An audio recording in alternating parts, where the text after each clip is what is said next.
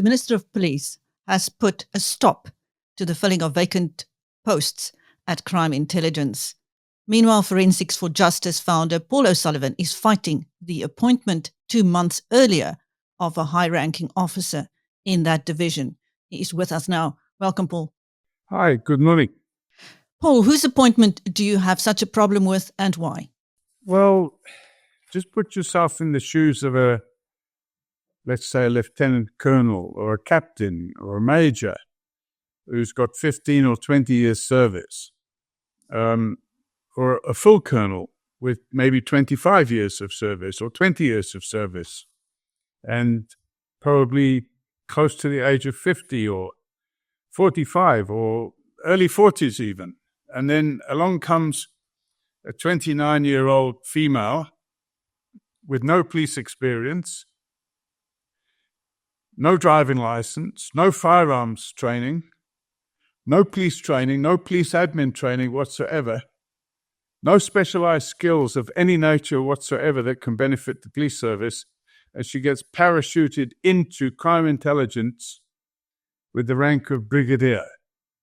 And now suddenly you've got all these mature, well-seasoned police officials who've spent the best part of their life trying to get promoted, and they see this going on above their very noses. And I mean, it's just shocking, and it's just not permissible. And as a substantial taxpayer, I'm just not prepared to stand by and watch any more of this hanky-panky going on. So I've actually written to this lady, and I've given her an ultimatum. I've told her to resign, hand back the salary that she's been paid, go back to BMW South Africa, where she worked as an admin assistant, and leave the police alone. And I've also asked her to give us details, which we know anyway, but I want her to put it in writing. I want the name of the very senior officer in crime intelligence, which facilitated this appointment, who happens to be a family member of hers. So, the rot has to stop now. Crime intelligence in the days of Richard and Tluli was for the best part of a decade a family business. And it's gone back to being a family business. And it's not how competent you are or how good you are at how you do your job. It's who you know and who you're connected to that determines what rank you'll be and how much you'll get paid. And sadly, that is the state of affairs that we have, not only in crime intelligence. I picked up a lead now. In the KZN province, we have a thing called POP, which is Public Order Policing. Now, public order policing, we've got information that a certain group of individuals have paid bribes of 50,000 Rand each to get what I class as undeserved promotion. In other words, two grades up, which comes with it a substantial pay increase, and they pay 50,000 Rand bribe to get that position. It's been reported to Lieutenant General, let's have a look here, Nkonazi, who is the provincial commissioner for KZN. He said it's got nothing to do with him. The public order policing comes directly under the control of Lieutenant General Mamoteti. It's been reported to her on the 22nd of September, and she's done absolutely nothing about it. And these people in the meantime have been appointed. They've been promoted. Now, this is not a rare occurrence. It just happened in crime intelligence, and it just happened in public order policing. It's going on throughout the police service. So you have individuals who put their heart and soul into their job. They work their butts off day and night, and they do their job meticulously to bring criminals to justice, and then they find that they're being frog-leaped by criminals in the police service who are paying bribes to get appointed. Now, if you pay a bribe to get appointed, it means you're a criminal. You've broken the law, and the law we're talking about is Act 12 of 2004, which is the Prevention and Combating of Corrupt Practices Act. Now, if you've got police officials committing corruption to get to the positions they're in, they are not going to do their work in a manner which is going to be free of corruption. They're going to be open to corruption all the way along. And that is the biggest problem we have. And to be frank with you, what the police need is proper management. They're starting to get some good management, but we need to get rid of the current Commissioner of Police. He's not fit and proper person for the job. At the time when he was appointed, I issued a report stating that he wasn't a fit and proper person, that he wasn't fit to be appointed as Chief of Police. This is the same person that came back from an overseas trip with a Louis Vuitton bag for his wife, handed to him by a supplier of the police, and he's still for some reason the Commissioner of Police, and I just don't understand what's going on. Now, I've gone on record as having been instrumental in removing 2 commissioners of police, and I've now made it clear that this Commissioner of Police needs to go, and the sooner he's gone, the better. And then perhaps we can see somebody with ethics and competence. It's not my job to say who should be appointed, but it's certainly, as a substantial taxpayer, it's my right to say that this person or that person may not be appointed because they're not fit and proper for the position. And we see the results of this all the time. On behalf of clients, we go to open cases, criminal cases. We had a case recently where we went to the police station with a client. Well, I didn't personally go, but one of my staff did, went to a police station with a client, and the police refused to open a criminal docket. And we're talking about a fraud case, a very complex fraud case, and a constable on the front desk at the police station said, no, we don't accept typewritten statements. It has to be handwritten. And we're talking about a lever arch file that thick with all the sworn statements in it, which were typewritten and prepared by our officers. And now they want it all handwritten because some nincompoop behind the counter of a police station lacks training. So when you go above his head and speak to the senior officer at the police station, the senior officer is too busy to meet with you.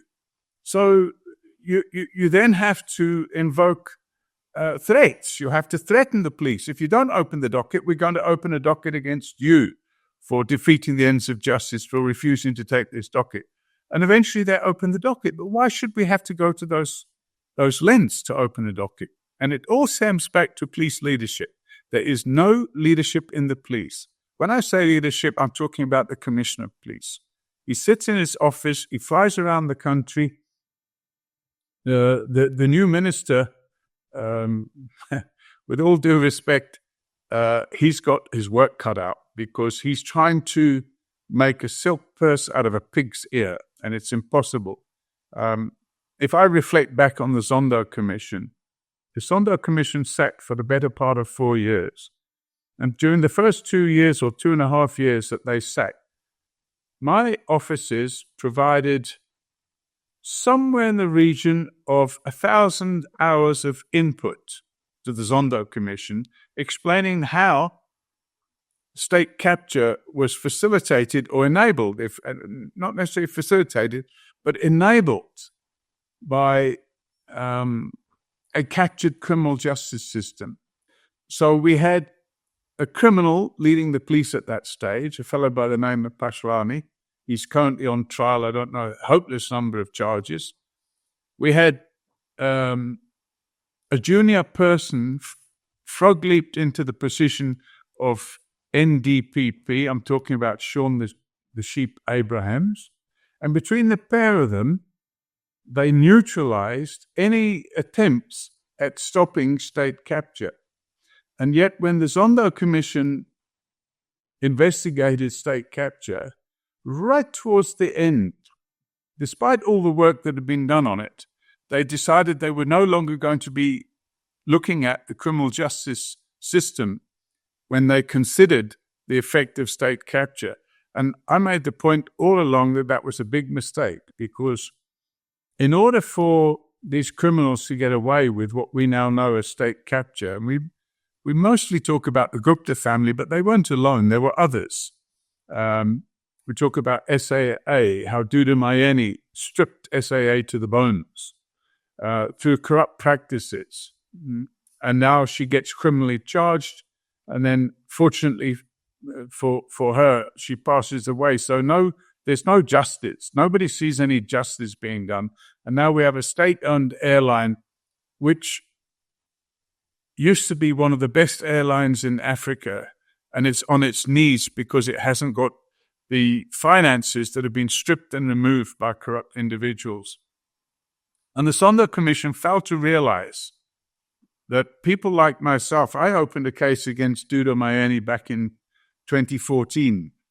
Now, if you open a criminal case against somebody like Duda Mayeni, you don't expect the criminal justice system to protect her, and that's what happened. She was protected. In fact, not only was she protected, they came after me, and they accused me of intimidation because I asked her to leave her job or face the music.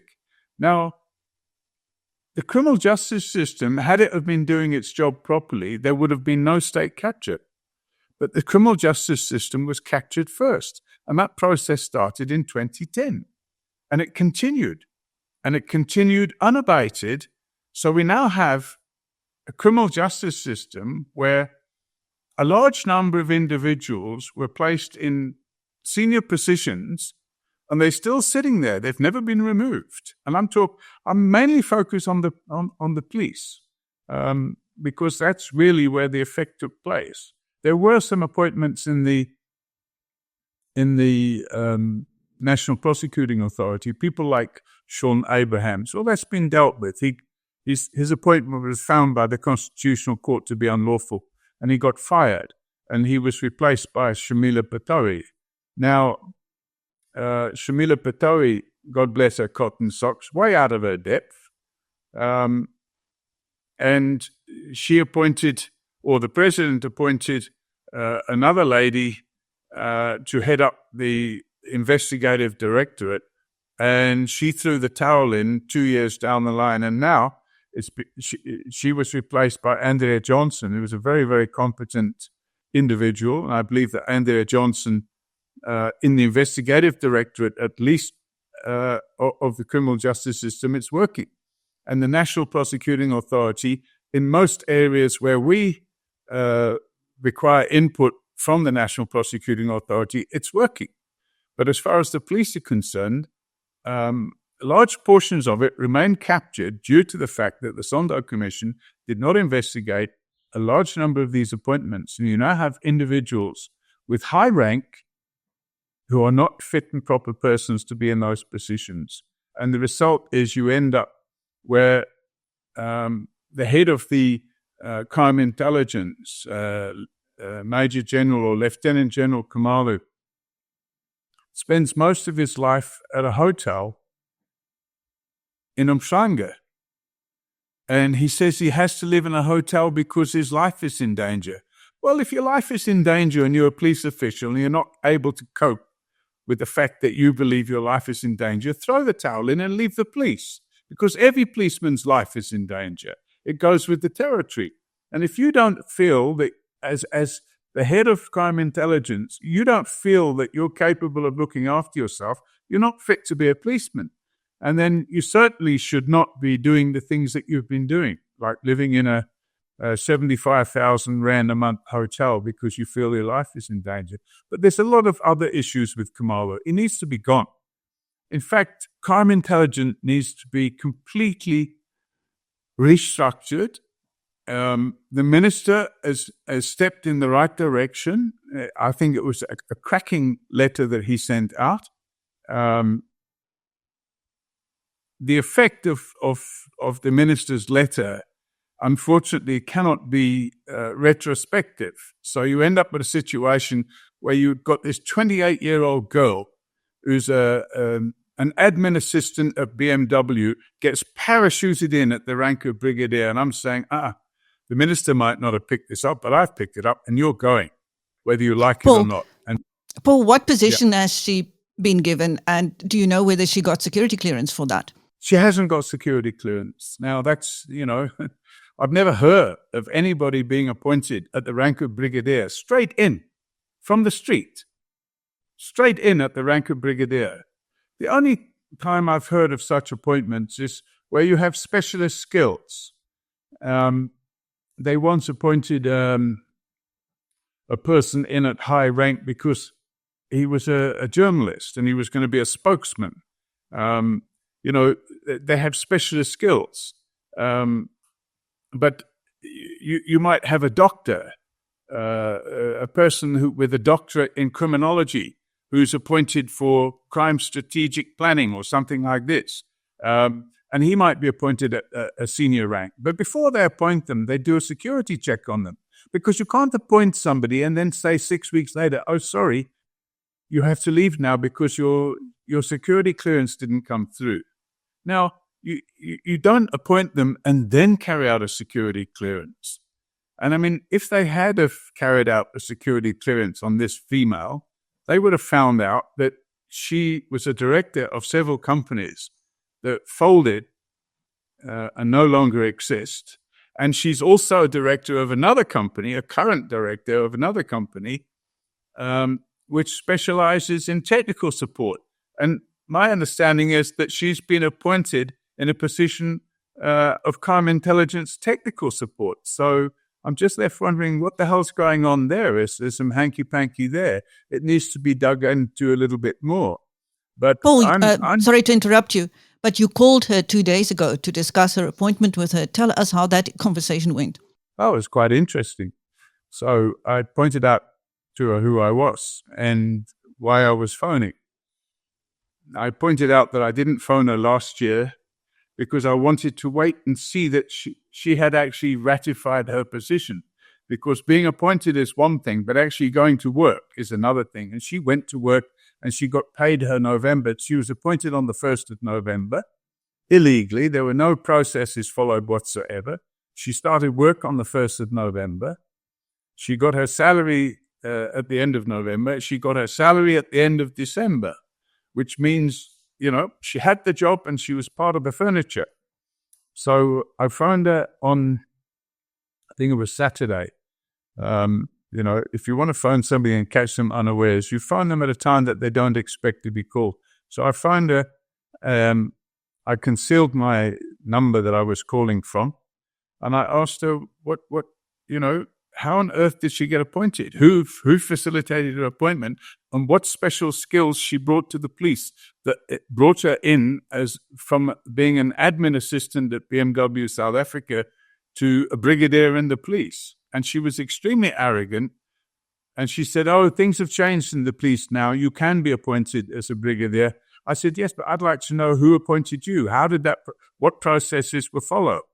And she said, if you want to know, you must phone the head office of the police. You can't discuss it with me. And then she put the phone down. So that tells me that she's got something to hide. So I then sent her an email, which I forwarded to you. You've got a copy of that email. And you're welcome to publish that email on your website.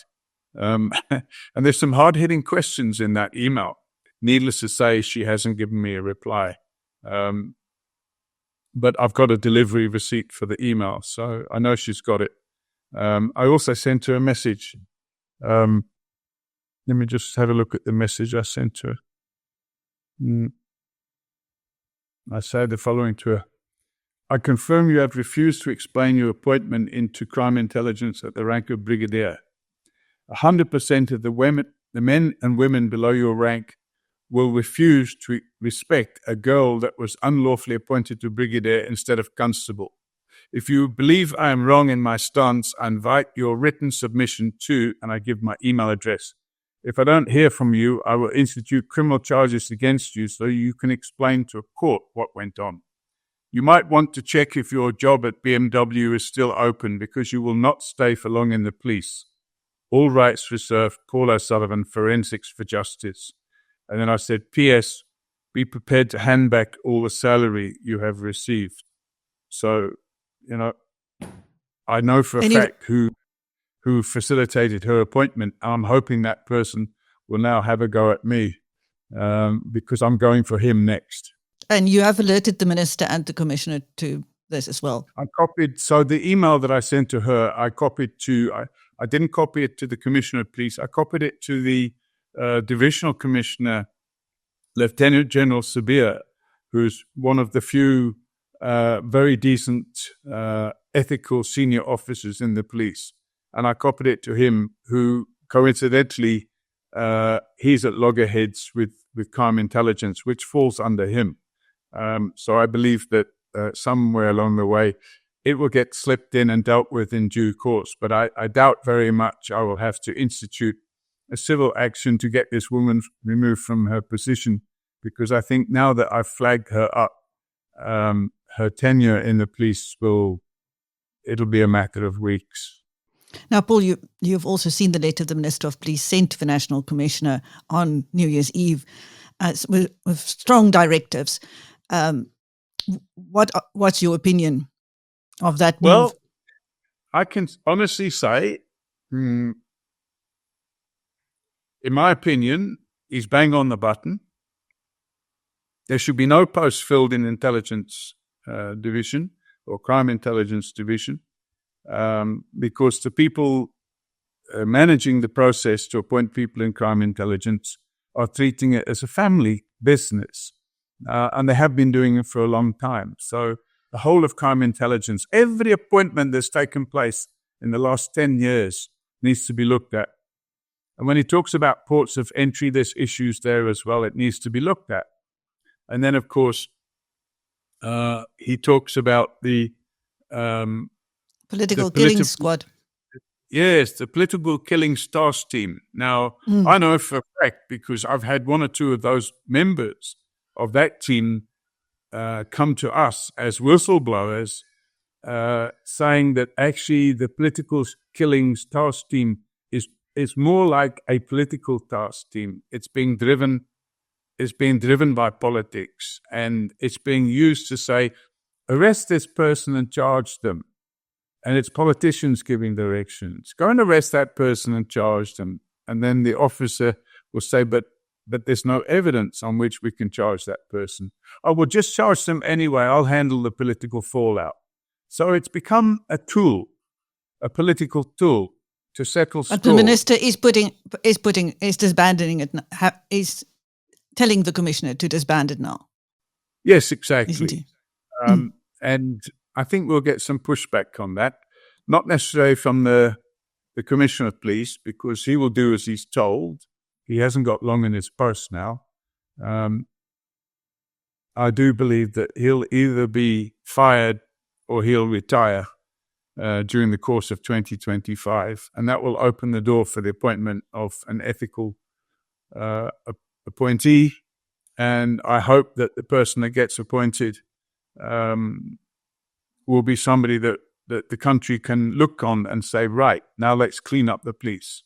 And I hope that person will, first of all, establish an internal commission of inquiry, not necessarily a judicial commission of inquiry, but an internal commission of inquiry to get to the bottom of some of the very many senior appointments that have been unlawfully made over the last 10 years. And if the person that's appointed as Commissioner of Police in 2025 is an ethical person, I will gladly render a service free of charge in saying, listen here, this is the research that we've done. Here's a good starting block for you, because we've got a number of senior police officials that need to be chased away. And the sooner they're chased away, the better. Thank you. That was Forensics for Justice founder Paul O'Sullivan speaking to BizNews, and I am Chris Steyn. Thank you, Paul.